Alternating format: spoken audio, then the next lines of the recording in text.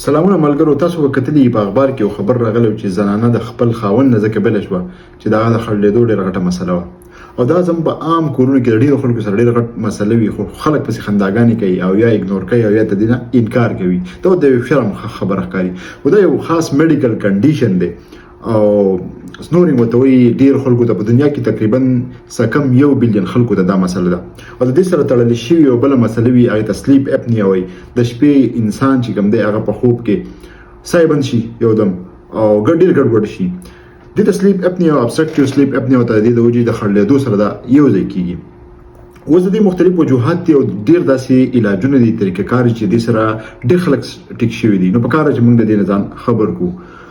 د دې علامات دا وي چې کم خلکو ته د سلیپ اپنیا وي او د خړلېدو ډېرې مسلې د دروازې مسلسل ستړی کېږي، په ډرایوینګ کې اوده کېږي، بې ځایه اوده کېږي او د خوب چې سر راپاسي دته دا لګي چې ما بالکل خوب نه کړی. د شپې بار بار په خوب کې د خوب راپاسي او سای بنديږي او مسلسل له خړلېږي چې څوک ته هم وایي چې دا خړلېږي د بنده خبره ډېره زیاته بدلېږي. اوس د دې ډېر مختلف وجوهات کېدلی شي، خو یو هغه وجوهات چې ټول خلکو ته کېږي، زیات تر خلکو ته کېږي، دا دی چې وزن د کم خلکو ډېر زیات سیوا شي، اوبسټي سیوا شي، یا هغه ډایبټیک یا عمر سیوا شي، یا د مسل چې کم د چا ډېر زیات کمزوري شي. نو کېږي څنګه موږ چې کله ساه اخلو په دې خپل پوزې په ذریعه باندې، دا زمونږ په پوسانو ته ځي، دا نیغ چې ځي او نیغ چې واپس راځي، نو دغه خلکو ته مسله نه وي. خو دلته مختلف په دې مرۍ کې دننه زمونږ مختلف داسې مسل دي چې هغه کله کمزوري شي او د هوا په دې باندې لګي، نو دغه مسلز بیا وایبریټ کیږي. چې هغه وایبریټ کیږي نو دا आवाज پیدا کوي، ته خړلېده وي. او کله چې دغه غوخه یا د مسل ډیر زیات پاسته شي یا ډیر زیات کمزوري شي، نو بیا هغه سلیپ اپنیا هم کې هغه د خلکو هغه خوب بالکل بندوي. نو د دې ډیر زیات وجوهات نور هم کېدلی شي. کیمیکل کې هایپوتایرایډزم وته یو مسلې په هغې کې هم کېدلی شي. خو څومره چې مسله ته وګوري په انټي والا اکثر دا مسلې ګوري د دې پوزې نه واخله او ستا د دې مرۍ د کته ځای پورې دننه چې په هر ځای کې څه پړسوب وي یا څه بلاک وي، په پوزه کې کېدلی شي، په خوله کې کېدلی شي، په مرۍ کې کېدلی شي، ټانسلې پړسېدلی شي، یا ستا مسلز دومره لوی شي. د ټول وجوهات د وجې تا ته دا خړلېده کېدلی شي. نو لومبیا خو به ته ډاکټر له ځې چې هغه ته وګوري چې په کوم ځای کې ستا مسله ده، که هغه مسله ټیک کېدی شي چې هغه ټیک شي. اوس مختلف اپروچ دي، په چا باندې یو علاج اثر کوي، په چا باندې بل علاج اثر کوي. تاسو داسې شیزونه هم دي چې تاسو په کور کې کولی شي، په اسان طریقو باندې کولی شي او د هغې رزلټ وګورئ، نو کېدای شي چې تاسو د هغه هم کومک درکړي.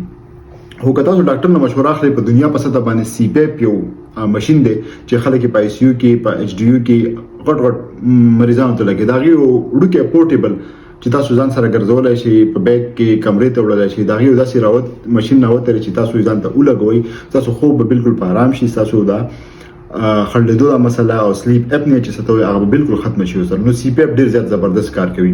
د دې نه ورپسې داسې مختلف سرجریز هم شته چې تاسو دغه مسل د دې چې کوم نور مختلف کم ځای کې مسلې هغه دپاره سرجري وشي، نو هغه هم ټیک کېدلی شي. د هغې نه ورپسې که ستاسو میډیکل کنډیشن کې هغه وکتلی شي او د هغې علاج وکړی شي، نو هغې سره هم دا ښه په اسانۍ باندې ټیک کېدلی شي. اوس هغه طریقې چې عام خلک هم کولی شي، خو اول د ډاکټر سره مشوره خامخا وکړي چېرته د هغو پوزه بنده نه یا بل څه مسله نه. په هغې کې یوه مسله چې دا داسې خلک چې هغو په مرۍ کې او په لاندې باندې دغه ځای کې مسلې، نو که دوی د شپې وده کېږي او خپل په خولې باندې سلوشن ټیپ لګوي یو څو ورځې یو میاشت څه به وشي، د خوله به بنده پاتې کېږي او دا به مسلسل ساه چې کوم دی هغه په پوزه په ذریعه باندې اخلي. نو ډېرو خلکو د دې هم کومک کړی او دې مسلې نه کلار شوي دي او د دې نورې هم ډېرې زیاتې فایدې دي که تاسو د شپې وده کېږئ او یو میاشت 4 ورځې یا 2 میاشتې پورې خپل په خولې باندې سلوشن ټیپ یا داسې شیز ولګوئ چې خوله هم د شپې په زور باندې بنده پاتې شي. خو په دې کې به دا خیال کوو چې ستاسو پوزه ایټلیست یو دومره خامخا کولاوي. نو تاسو ډاکټر سره په مشوره باندې هم کولی شي او داسې په خپله باندې هم چک کولی شي چې په دې یو سپېږمه باندې لاس کې ساه راکاږئ، بیا په دې بله باندې کېدی. که ستاسو د سپېږمې کولاوي نو دا اکسرسایز تاسو ښه په کلاره باندې کولی شي. د دې علاوه کوپړنۍ پړسول هم ډېر خلک وایي چې داسې کافي خلکو ته یې مدد کړی دی چې هغه بل څه نه کوي او دا چې کوم ماشومان سره د لوبو دا کوپړنۍ دا چې پړسوي، د دې هم به دې مسلو اکسرسایز یې ورسره کېږي. د دې علاوه داسې اکسرسایز دي چې دا ژبې له چې کوم دی خلک په مختلف طریقو باندې 10 15 حرکت ورکوي، ورزش ورکوي، د هغې سره د دې چې کوم مسلز دي هغه ټول ورو سټرانګ کېږي او هغه مسلې ختمېږي. نو په هغې کې دا چې د غاښونو خلاف دا خپله ژبه چې کوم دی مخې ته بوستل یا چې کوم دی داسې اواز پیدا کول یا چې کوم دی خپل ژبه دې طرف ته راوستل یا دې طرف ته راوستل لس پیری یو طرف ته، لس پیری بل طرف ته، بیا دې د په لاندې باندې زور کول. نو دا دې باندې کافي ساينټیفیک ریسرچ شوی دی، ډیټا شوی دی چې دسی تاسو دې خپل د جبې لا مختلف موومنت ورکوي په دې غرض باندې چې د دې سره د مسل ډیولپ شي. د دې سره هم کافي دا مسله ختمېدل شي. تاسو د انټیریور ډاکټر سره یا چې کوم د پلمونالوجیست دا سره هم د باندې دا کول شي مشوره کول شي. دلته چې کوم د دې سپیشلیست ډاکټران دی ډېر کم دي، هغه ته هغه سلیپ سټډیز تا کوي چې یار په خوب کې څه قسم خوب کې دا پرسکونه دی کنه په دې کې تاسو پیری ته ورخېږي او دغه کې دا نه وروسته دا فیصله کوي چې د کم شي هغه دی او دا ډیر زیات ټریټیبل په کلاري باندې کیږي او د انسان ټوټل ژوند بدل شي. په هغه کې چې انسان کله خوب برابر شي، د خپل تعلقات برابر شي، د کار روزګار طاقت قوت سیوا شي، دماغ تیز شي او د سره هغه کمپلیکیشن چې کوم د سلیپ اپنیا د وجې د خړېدو د وجې کیږي هغه ورو کېدل شروع شي.